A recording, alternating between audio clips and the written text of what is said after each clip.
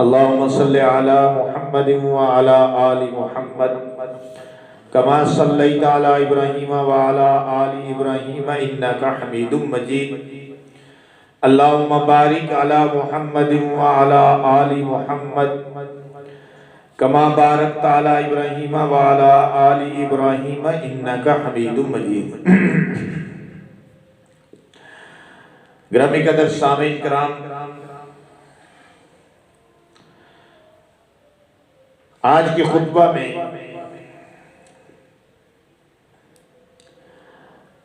हम सूरह जिन की इब्तिदाई आयात, जिनमें खास तौर पर जिन्नात का तस्करा है। ग्रामी कदर, आगे बढ़ने से पहले हम जिन्नात की हकीकत के मुतल्लक कुछ बातें आपके सामने रखना चाहते हैं। यानी मैं जिन्नात की हकीकत को वाज़ेह करना चाहता हूं। सबसे पहली बात यह है कि जिन मखलूक है दूसरी मखलूकात की तरह, और अल्लाह की मखलूक है, और जी रूह भी है और जी अजसाम भी है। इनके अंदर रूह भी है और जिस्म भी रखते हैं। ये अलग बात है कि इनका जिस्म बहुत हल्का होता है और ये छुपने की सलाहियत रखते हैं, उड़ने की सलाहियत रखते हैं। और ये बात भी है कि जिन्नात के अंदर अक्ल भी होती है, शऊर भी होता है, सोच समझ भी होती है। आमतौर पर लोगों की नजरों से मख्फी रहते हैं, छुपे रहते हैं। जिनका मतलब ही मख्फी होने के, छुपा होने के, आमतौर पर लोगों की नजरों से ओझल होते हैं। और हकीकत यह है कि अगर कभी किसी के सामने आए, किसी को दिखलाई दें, तो सूरत बदल कर दिखलाई देते हैं, क्योंकि अपनी असली सूरत में अगर इंसानों को दिखाई दें तो इंसान इनको देखकर बर्दाश्त नहीं कर सकता, बहुत ज्यादा खौफजदा हो जाए, हो सकता है हलाकत तक बात पहुंच जाए। इसलिए जिन अपनी असली शक्ल और सूरत में इंसानों के सामने नहीं आते, कम ही आते। इनकी तख्लीक जो है, जिन्नात की तख्लीक, इसमें आग को, मादा आग को बरतरी हासिल है। यानी ये मादा, आग का जो मादा है, ये गालिब है। जिस तरह के इंसानों की तख्लीक में मिट्टी का मादा गालिब है, इसी तरह जिन्नात की तख्लीक में आग का मादा गालिब है। इसलिए जब अल्लाह ताला ने इब्लीस को हुक्म दिया था कि आदम को सजदा कर, फरिश्तों को हुक्म था और साथ ही इब्लीस को भी हुक्म था। उस वक्त उसका नाम अज़ाज़ील था। तो उसने हुक्म मानने से इनकार कर दिया था और लॉजिक ये पेश की थी कि मैं आग के मादे से हूं और इंसान मिट्टी से पैदा हुआ है, उसकी तख्लीक मिट्टी से हुई है, इसलिए मैं इंसान को सजदा नहीं करूंगा। तो कुरान के इस हवाले से भी पता चलता है कि जिन्नात की तख्लीक जो है वो आग से है, और भी बहुत सारी, इसमें बहुत सारे मादे शामिल हैं, लेकिन गालिब मादा आग है। जैसे इंसान में बहुत सारे मादे शामिल हैं इंसान की तख्लीक में, लेकिन इसमें गालिब मादा मिट्टी है।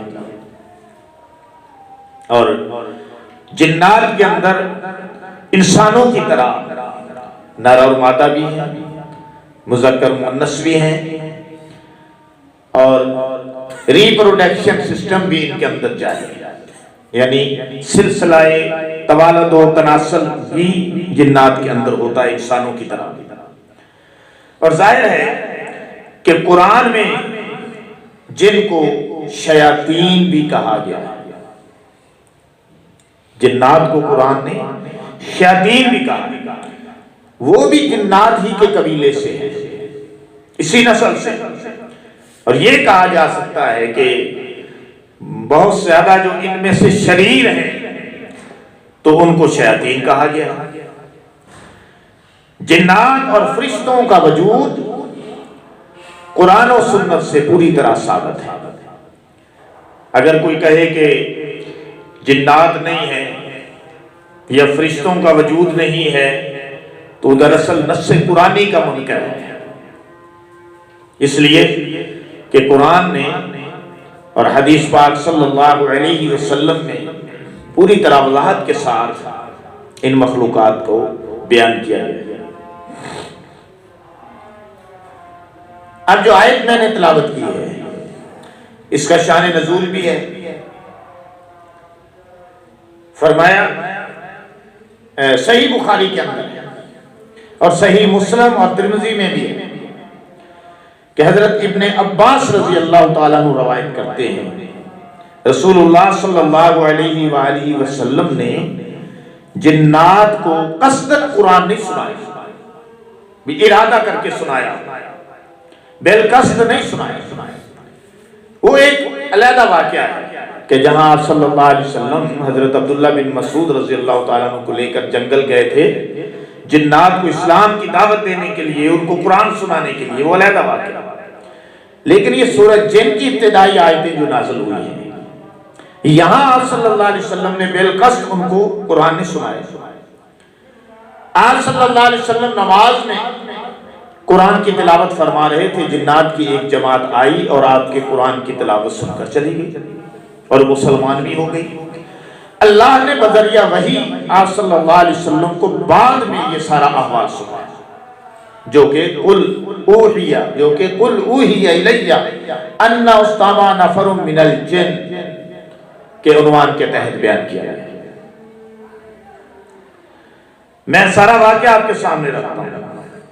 जब शयातीन को आसमानी खबरें सुनने से रोक दिया गया, जिन्नात को आसमानी खबरें सुनने से रोक दिया गया, और रोका किस तरह था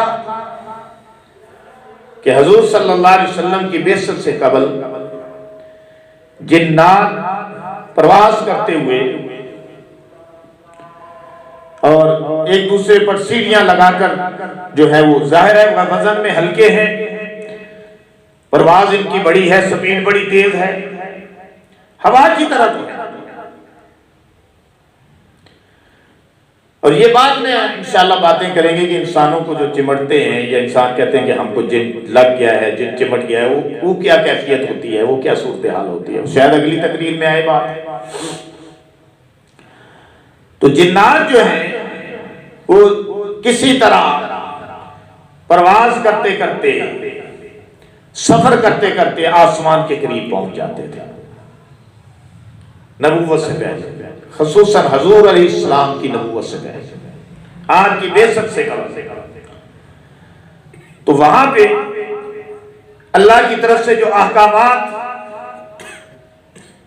फरिश्तों के हवाले किए जाते थे, इंसानों के लिए, दीगर मखलूकात के लिए जो तकदीरी फैसले होते थे, तो फरिश्ते आपस में उनको डिस्कस करते थे और जिस जिस जमात के हवाले जो जो हुक्म करना होता था वो किया जाता था।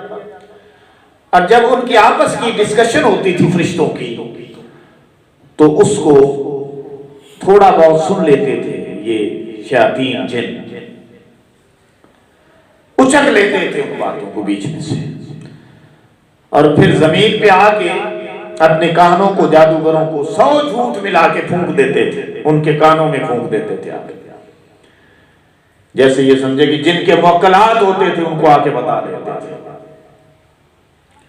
तो फिर आगे वो उसमें 100 झूठ मिला के अपने टेवे अंदाजे लगा के फिर वो लोगों को बताते थे, अपनी दुकानदारियां चमकाते थे। जादूगर और टूना करने वाले और काहन और दावे करने वाले के हम अस्तगफिरुल्लाह नऊजुबिल्लाह गैब की खबरें बताने वाले हैं। याद रखें कि इल्म गैब अल्लाह के सिवा किसी को नहीं। आलिमुल गैबि वश्शहादा, वही आलिमुल गैब वश्शहादा है और उसने अपने गैब पर किसी को मुत्तला नहीं किया। हाँ, जिसके लिए वो चाहता है अपने अंबिया में से उसको इत्तला अलल गैब होते हैं। गैब की तो बहुत सारी खबरें अल्लाह ने अपने अंबिया को बताई, लेकिन वो अल्लाह ने बताई ना, उसका सोर्स अल्लाह की जात खुद है। तो ग्रामी कदर मैं ये अर्ज कर रहा था कि शहाब साकब जो है उनके जरिए से फिर शयातीन को रोका गया आसमानी खबरें सुनने से। और कब हुआ? हजूर अलैहिस्सलाम की बेइज्जत के बाद या बेइज्जत के वक्त, यूं कह लें। शहाब साकब क्या है? यानी सितारे जो हमें टूटते हुए नजर आते हैं आसमान से, वो शहाब साकब और शैतानों पे बरसाए जाते थे। बहुत सारे शैतान जख्मी हो जाते थे। शैतान या जिन्नात एक ही बात है, जिसका भी मैं नाम लूं, दोनों एक ही किस्म है, एक ही बात है। तो उन पर वो शहाब साकब बरसते थे, हलाक हो जाते थे जिन्नात, बहुत सारे उससे जख्मी हो जाते थे, भागते थे। चुनाचे आसमान पर जाने से उनको रोक दिया गया। बाद मुफस्सिरीन ने कहा कि आसमान पे नहीं जाते थे, बादलों तक जाते थे। बहरहाल जो भी कैफियत हो, खबरें तो उचकते थे ना, तो उससे उनको रोका गया।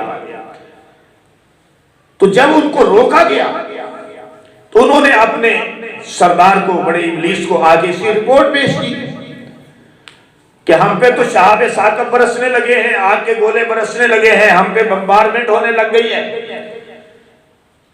हम तो आसमान पे जा नहीं सकते। ये क्या वाकया हुआ है? हमें इसकी समझ नहीं आ रही, मामला क्या है, हमें इसकी समझ नहीं आ रही, आखिर क्यों रोक दिया गया? तो जिन्नात के सरदार ने जमातों को तश्कील दिया, जमातों को भेजा, मशरक में भेजा, मगरब में भेजा, शमाल में भेजा, जनूब में भेजा, चारों तरफ जो है उनकी तश्कील कर दी जमातों की। कहा कि जाओ, फैल जाओ रूए जमीन पर और जाकर देखो कि रूए जमीन पर आखिर क्या नया क्या हुआ है, क्या अजीब वाकया हुआ है, मामला क्या है, इंसिडेंट क्या हुआ है, देखो तो सही, तहकीक तो करो। चुनाचे जिन्नात की जमातें फैल गई। एक जमात की तश्कील जो हुई तहामा हज्जाज की तरफ, हज्जाज मुकद्दस की तरफ, तहामा की तरफ, यानी सरजमीन मक्का की तरफ जिनकी तश्कील हुई, वो जमात जिन्नात की मकाम नखला पर पहुंची। वहां पर रसूलुल्लाह सल्लल्लाहु अलैहि वसल्लम अपने असहाब के साथ नमाज अदा फरमा रहे थे। औज़ु बिल्लाहि मिनश शैतानिर रजीम, बिस्मिल्लाहिर रहमानिर रहीम, अल्हम्दुलिल्लाहि रब्बिल आलमीन, अर्रहमानिर रहीम। अब सूरह फातिहा की तिलावत फरमा रहे हैं, बाद में आपने कुरान की तिलावत शुरू कर दी। जब आप कुरान की तिलावत फरमा रहे थे तो वो जिन्नात की जमात जिनकी तश्कील हुई थी, जिनको ये सौंपा गया था कि वो हज्जाज की तरफ जाएं, तो उन्होंने रसूलुल्लाह सल्लल्लाहु अलैहि वसल्लम की जुबान अक़दस से जब कुरान सुना तो वो बड़े हैरान हो गए और उन्होंने जजमेंट की, तय कर लिया कुरान सुनकर कि ये वो चीज है, ये वो कलाम है, ये वो रसूल सल्लल्लाहु अलैहि वसल्लम है कि जिसकी वजह से आसमान पर जाने से, वहां की खबरें उचक लेने से, वहां से खबरें उड़ा लेने से हमें रोक दिया गया है। गोया आसमान के दरवाजे हम पे बंद कर दिए गए। और फिर उन्होंने इस बात का इतराफ किया अपने जिन्नात में जाकर, जिसको अल्लाह ने अपने नबी के सामने बयान किया, इन्ना समेना कुरान अजबा, बेशक हमने तो अजीब कुरान सुना।